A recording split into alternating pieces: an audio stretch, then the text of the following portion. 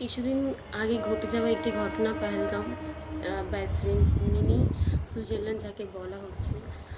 আহ, আমার এখানে ধর্মকে নিয়ে কোনো কন্টেন্ট বা কিছু করার ইচ্ছে ছিল না, বাট যেভাবে দিনে দিনে বাংলা, মুর্শিদাবাদ বা কাশ্মীর বা ভারতের সাথে যা ঘটছে, একটা ছোট কথার মাধ্যমে বা লেখার মাধ্যমে তোমাদেরকে একটা সতর্ক জারি করতে চাইছি।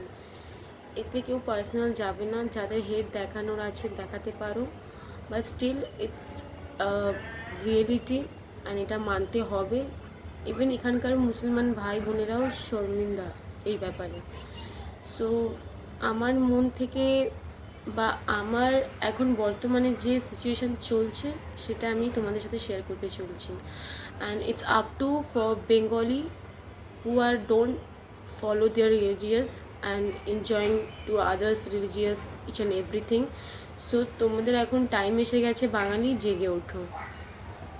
Pahalgam mini Switzerland.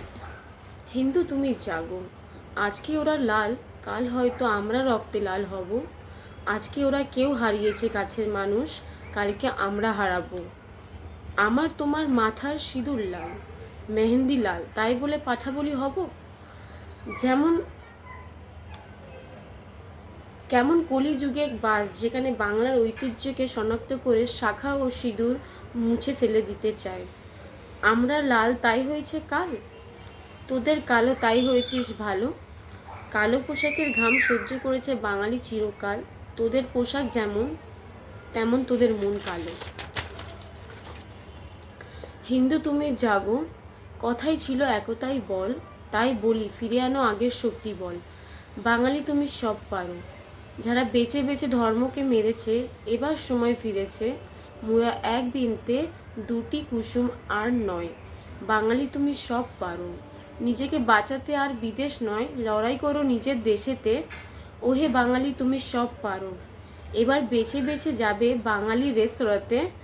খাবে তুমি দাদা বৌদির বিরিয়ানি, মানবে শুধু নিজের ধর্মীয় অনুষ্ঠান, 12 মাসে 13 পার্বণ।